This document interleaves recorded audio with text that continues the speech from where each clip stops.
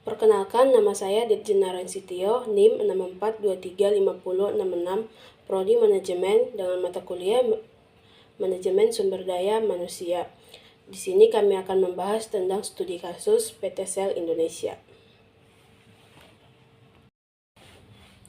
Sejarah Royal Dutch Shell di Indonesia telah dimulai sejak 120 tahun yang lalu, sejak penemuan minyak pertamanya di Pangkalan Berandan, Sumatera Utara. Saat ini, bidang usaha Shell di sektor usaha hilir cukup kuat di Indonesia. Shell merupakan perusahaan minyak internasional pertama yang bergerak di bisnis retail SPBU di Indonesia dengan 94 lokasi pengoperasian SPBU di wilayah Jabodetabek, Bandung, Sumatera Utara, dan Jawa Timur. Memiliki dan mengoperasikan terminal BBM di Gresik di tahun 2006. Shell memulai bisnis bahan bakar komersial, marine, dan bitumen di Indonesia, serta menyediakan produk pelumas dan bantuan teknis terkait untuk sektor industri, transportasi, dan pertambangan. Shell juga merupakan salah satu pemegang pangsa pasar pelumas terbesar di Indonesia, serta melayani pemilik kendaraan bermotor dan pelanggan dari sektor industri. Di sektor hulu, Shell merupakan mitra strategis dan index operator massal PSG yang mencakup lapangan gas abadi. Langkah Shell memasuki bisnis retail bahan bakar di Indonesia dimulai pada 1 November 2005 dengan pembukaan SPBU pertama di kawasan Lipo Karawaci, Tangerang. Tidak lama berselang, pada 1 Maret 2006, Shell luncurkan SPBU keduanya di Jalan S. Parman, Slipi, Jakarta Barat. Sejak itu, jaringan SPBU Shell berkembang pesat mencapai sekitaran 200 lokasi hingga tahun 2004. Namun, pada Mei 2025, Shell mengumumkan penjualan seluruh jaringan SPBU-nya kepada perusahaan patungan antara Citalel Pacific Limited dan Ceves Group Indonesia. Citadel merupakan pemegang lisensi merek Shell di sejumlah wilayah Asia Pasifik, sementara Ceves adalah mitra distribusi pelumas Shell terbesar di Indonesia. Shell menegaskan bahwa bisnis pelumas dan infrastruktur energi lainnya seperti pabrik pelumas di Marunda dan terminal BBM di Gresik akan tetap beroperasi seperti biasa. Perusahaan juga akan terus mempertahankan kehadirannya mereknya di Indonesia melalui skema lisensi merek. Sebelum Shell hadir di Indonesia, kita akan membahas sedikit pengelolaan pertama bahan bakar minyak di Indonesia, yaitu dari PT Pertamina. Penunjukan langsung yang dilangsungkan pemerintah terhadap PT Pertamina dilakukan sebagai bentuk realisasi pemerintah agar menghasilkan pendapatan yang semaksimal mungkin guna untuk menunjang APBN. Pemerintahan menentukan pemegang saham dan mengontrol berjalannya perusahaan BUMN tersebut. Keikutsertaan BUMN yang dalam ini adalah PT Pertamina didukung oleh Undang-Undang Nomor 19 Tahun 2003. Pemerintah dalam hal ini melakukan monopoli pasar melalui penguasaan sektor minyak oleh BUMN. PT Pertamina dengan harapan pemerintah yang agar dapat mengontrol harga pasar hingga memenuhi kebutuhan masyarakat secara maksimal hingga mencapai kesejahteraan. Namun, lalu muncullah era liberalisasi baru di mana pemerintah mengeluarkan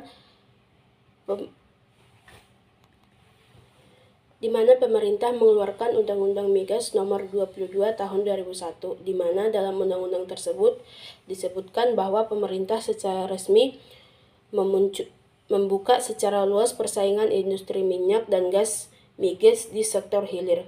Hal tersebut memunculkan kesempatan bagi perusahaan asing untuk masuk dan berinvestasi di Indonesia.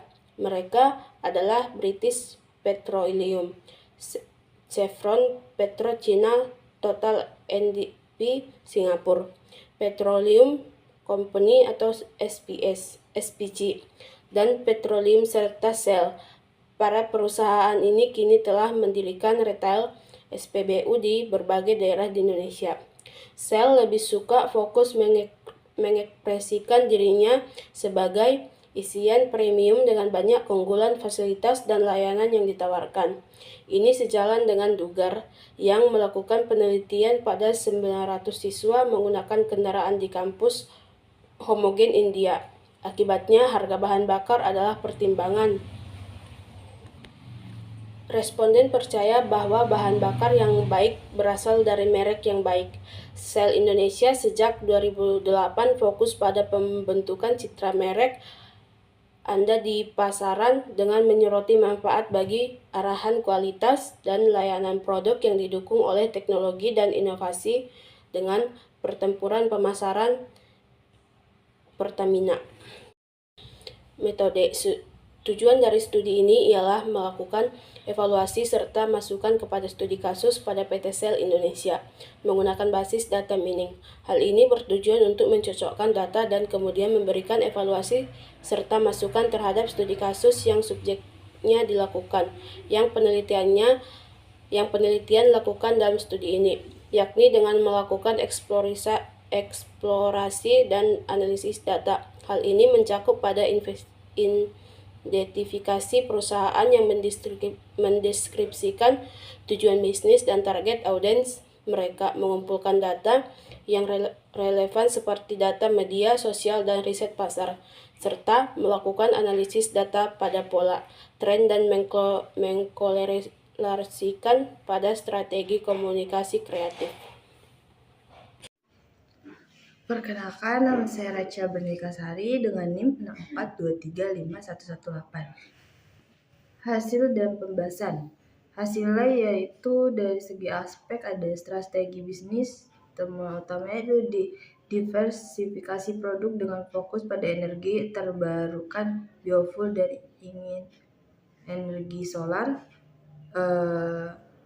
Inovasi teknologinya itu ada implementasi sistem manajemen energi berbasis digital untuk efisiensi operasional. Tantangannya ada regulasi lingkungan yang ketat, persaingan industri energi, keberlanjutannya yaitu ada program rehabilitas, pengembangan proyek energi terbarukan. Pembahasannya, nomor 1 ada transformasi strategi bisnis ke energi bersih.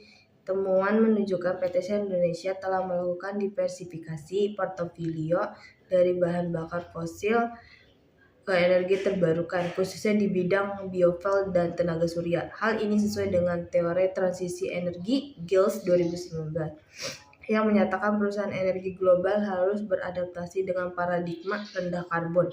Implementasi strategi ini mengacu pada kerangka energy transition framework yang dikembangkan oleh IRENA dengan 3 pilar utama yaitu dekarbonisasi, digitalisasi, dan desentralisasi. Yang kedua, digitalisasi operasional. Sistem manajemen energi berbasis digital yang diimplementasikan Shell Indonesia menunjukkan efektivitas dalam menurunkan biaya operasional sebesar 15% dalam kurun 2 tahun. Data internal di sini diambil dari data internal perusahaan 2022. Temuan ini mendukung teori transformasi digital di sektor energi, bahwa otomatisasi dan cloud dapat meningkatkan efisiensi 10-20%. Yang ketiga, respon terhadap regulasi lingkungan. Tantangan regulasi yang dihadapi Shell Indonesia mencerminkan dinamika yang dijelaskan dengan Porter Hypothesis, di mana regulasi lingkungan yang ketat justru dapat memicu inovasi. Program rehabilitasi lahan bekas tambang oleh Shell Indonesia menjadi studi kasus menarik dalam penerapan circulation economy. 4. Kompetisi di industri energi. Persaingan ketat di industri energi Indonesia mendorong Shell mengadopsi mode Blue Ocean Strategy dengan menciptakan pasar baru melalui produk energi terintegrasi dan layanan digital. Data menunjukkan pangsa pasar Shell meningkat 3% pasca peluncuran Shell Go pada 2021. Simpulan dan sarannya. Sebagai pengecer BBM terbesar kedua di Pertamina, setelah Pertamina, Shell Indonesia memiliki 209 BBM retail dalam bentuk pompa bensin di berbagai lokasi di Indonesia. Berbeda, PT Mobil Indonesia berfokus pada lingkungan dan daerah terpencil di Indonesia. Lengan baju tujuan tersusun di pasar tengah ini. Di pasar tengah ini akan ditingkatkan dan iklan, acara festival, dan program lainnya. Anggota setia. Setelah itu, Shell menggabungkan harga produk teratas aktor petahana, meningkatkan segmentasi pasar untuk Shell Indonesia (SEKA) ini di pasar sekunder.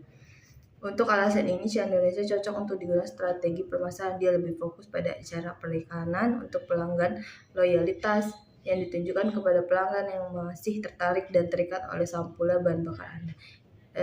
Ini harus dikelola oleh Shell Indonesia.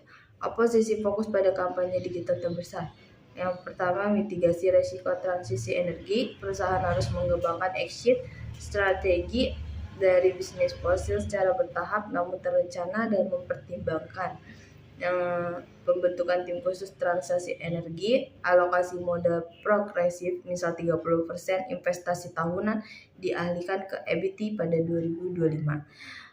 Skema pensiun dini terencana untuk pekerja sektor migas. Yang kedua, ada model bisnis hybrid, mengembangkan pendekatan energi 3.0 dengan integrasi stasiun pengisian konvensional plus SPKLU atau plus hydrogen station, layanan digital berbasis langganan, subscription based energy, konsep one step energy hub dengan convenience store premium.